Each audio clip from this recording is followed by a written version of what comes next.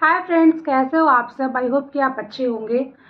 ये व्लॉग बहुत ज़्यादा इम्पॉर्टेंट है। अगर आपने कंसीव किया है या फिर अगर आप प्रेग्नेंट हो या कंसीव करना चाहते हो और अगर चाहते हो कि आपकी डिलीवरी नॉर्मल हो तो ये व्लॉग ना ज़रूर देखिएगा।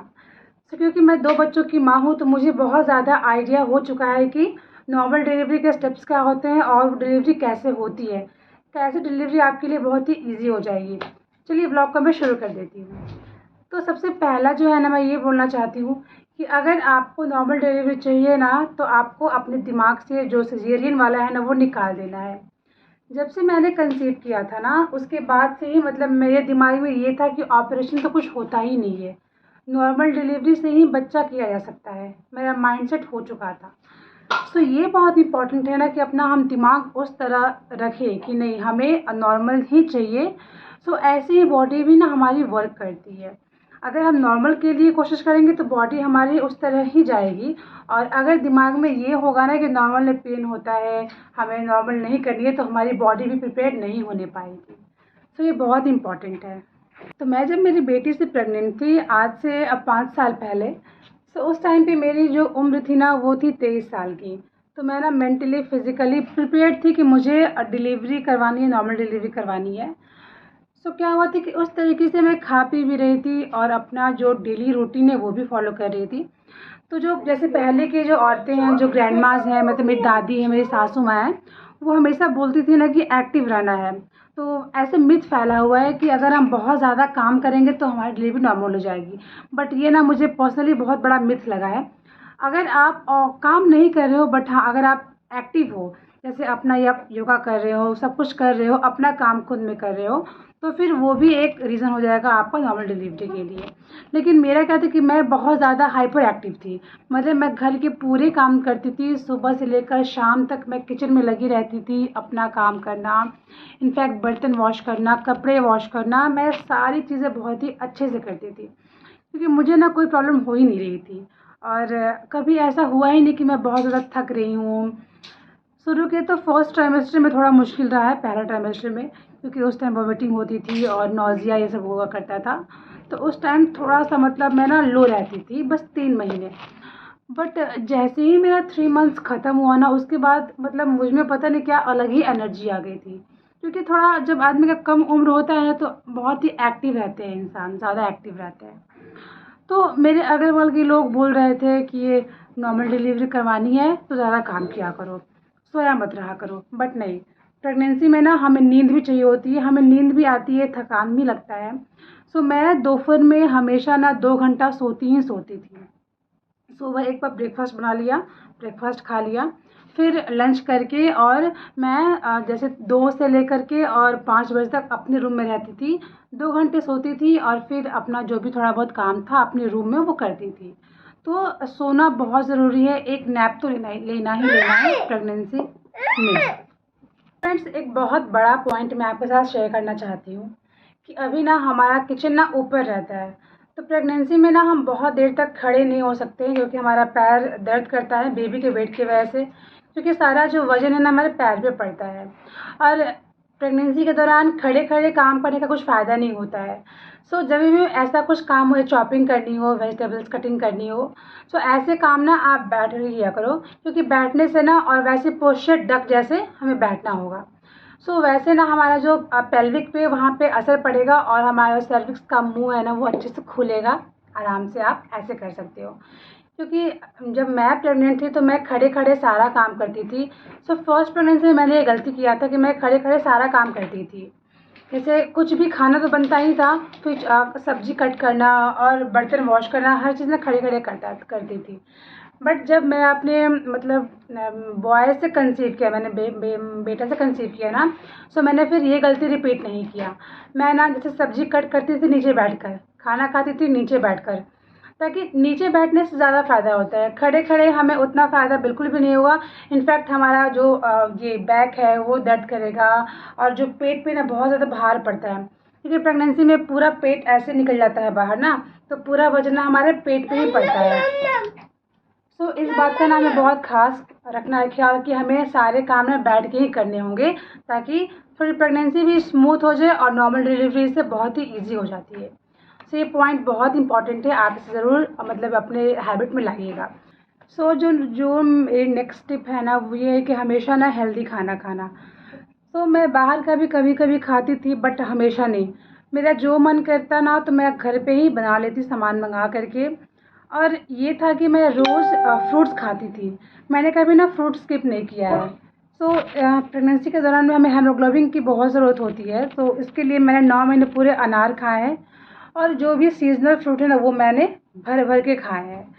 और एक नारियल पानी तो खाना ही खाना है, वो तो निश्चित था उसमें। सो अगर हेल्दी खाना हम खाएंगे, फ्रूट्स खाएंगे, तो हमें एनर्जी भी मिलती है और उस हिसाब से हमारा जो बच्चा है ना वो भी ग्रो करता है। सो कभी भी आप ना फ्रूट्स स्किप मत कीजिएगा। प्रेगनेंसी में क्या है कि बहुत ज़्यादा नहीं खाना होता है, बहुत थोड़ा थोड़ा खाइए, लेकिन बहुत ज़्यादा हेल्दी खाना होता है। जो मिनरल्स और ये विटामिन से भरपूर हो ना, हमें वैसा खाना खाना ज़्यादा प्रेफर कीजिएगा। सो मैं वैसे ही करती थी, लेकिन जो भी अब अभी खाना खाओगे ना, जो प्रेगनेंसी में हम खाना खाते हैं, उसका जो असर है वो दिखता है डिलीवरी के टाइम में, कि आपने कितना खाया पिया है, क्या हुआ है। डिलीवरी में इतनी ज़्यादा एनर्जी लगती है, तो वो चीज़ वहीं दिखती है। तो मैंने पर्सनली ये चीज़ किया है कि मैं कभी भी ना दूध और ये ड्राई फ्रूट्स और फ्रूट्स स्किप नहीं करती थी। रात में सोने के टाइम में 1 ग्लास दूध पीना ही पीना है। उसके बाद फिर जो भी अपना दवा है, जो आयरन का होता है, कैल्शियम का होता है, वो दवा खा लिए, उसके बाद फिर सोती थी। तो ये सब कुछ बहुत मतलब इम्पॉर्टेंट है और ये हमें खाने ही खाने हैं। अगर आपको फ्रूट्स नहीं पसंद हो, बट आप ना अपने बच्चे के लिए आपको फ्रूट खाना ही खाना पड़ेगा। तो ऐसे होता है। तो क्या है कि बेबी हमारा ना वाटर पानी के अंदर रहता है, वो सेफ रहता है उसमें। सो मैं ना बहुत पानी पीती थी।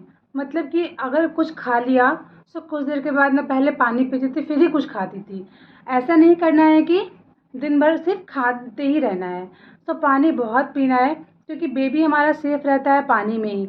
और अगर हमारा मतलब बेबी जहाँ है वहाँ अगर पानी की कमी हुई ना, तो बहुत ज़्यादा दिक्कत आ जाएगी। तो जब भी डॉक्टर से मिलती थी ना, डॉक्टर मुझे बोलते थे कि पानी खूब पीना है, क्योंकि पानी का लेवल ना कम नहीं होना चाहिए।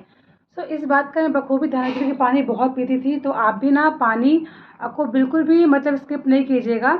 और पानी के बहुत सारे फॉर्म्स है, नारियल पानी हो गया, फ्रूट जूस हो गया, और ऐसे फ्रूट्स जो कि जिसमें पानी की ज़्यादा होती है ना क्वांटिटी, वो ऐसे वाटरमेलन हो गया, लीची, ये सब फ्रूट्स ना आप ज़्यादा अपने खाने में ऐड कर सकते हो। तो इससे जो पानी का इंटेक है ना वो बढ़ेगा और बच्चा भी बहुत सेफ रहेगा और डिलीवरी में ना बिल्कुल दिक्कत नहीं आएगी। शुरू शुरू में ना हम ज़्यादा एक्टिव रहते हैं, बट जैसे जैसे हमारा दिन नज़दीक आता है तो हम थोड़े से मतलब लेज़ी या क्लमज़ी हो जाते हैं। तो उस दौरान पे आप किसी से भी हेल्प मांग सकते हो, क्योंकि बहुत मतलब बहुत लेडीज़ के ना पैरों में सूजन हो जाती है, बहुत ज़्यादा पैर फूल जाते हैं।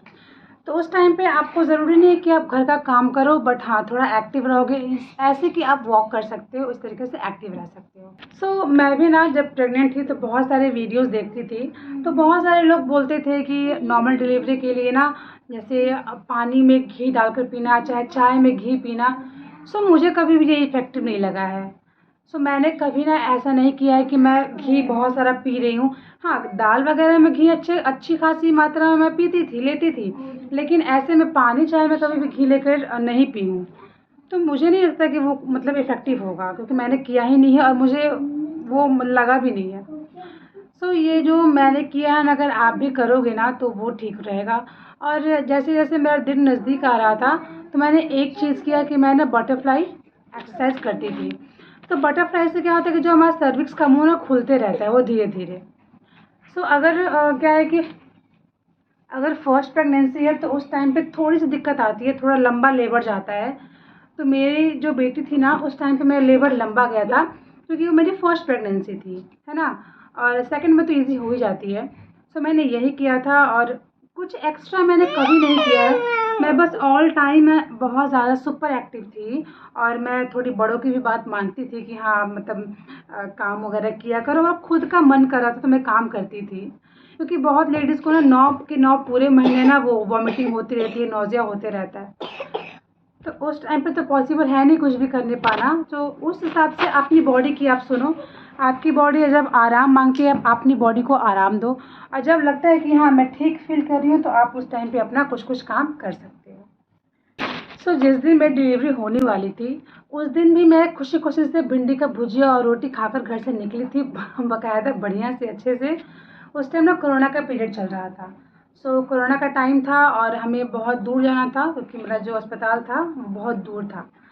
मैं अच्छे से भरपेट खाना खाई थी। उसके बाद मैं गई थी और शुरू में ना पेन थोड़ा कम रहता है। अगर प्रेगनेंसी पहली है तो आपको पता होगा कि जो पेन है ना वो हल्का रहेगा, मतलब शुरू में कम रहेगा फिर ज़्यादा रहेगा, ऐसे करते करते पेन की इंटेंसिटी बढ़ती रहेगी।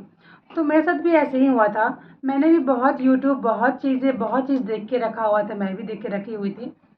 फिर जब जैसे अब मैं वो चीज़ें गुजर चुकी हूँ तो मैं आपको अच्छे से एक्सप्लेन कर सकती हूँ कि मेरे साथ क्या क्या हुआ था, कैसे हुआ था। कभी आपके साथ में मैं अपनी पूरी डिलीवरी की जर्नी शेयर करूँगी। बहुत ही इंटरेस्टिंग रही है और बहुत ही मज़ेदार रही है, काफ़ी अच्छी रही है।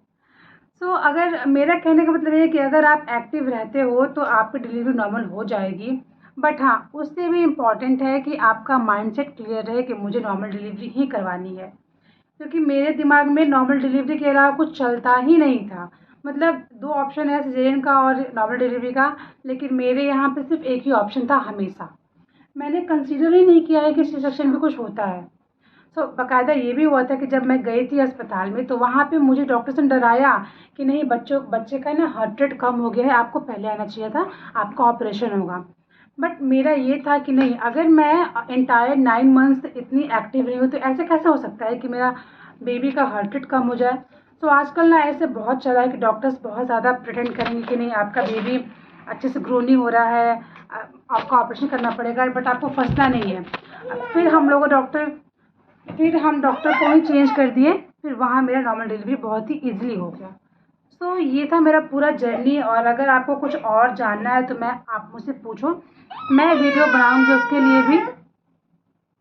मैं आपके साथ अपने सारे एक्सपीरियंस को शेयर करूँगी, क्योंकि मैं चाहती हूँ ना कि आपकी भी हेल्प हो। जिस तरीके से मुझे भी हेल्प मिला था यूट्यूब से ही, उस तरीके से आपको भी हेल्प हो मेरे पर्सनल एक्सपीरियंस से। इस वीडियो को मैं यहाँ एंड करती हूँ और मिलती हूँ आपसे नेक्स्ट वीडियो में। Bye, take care.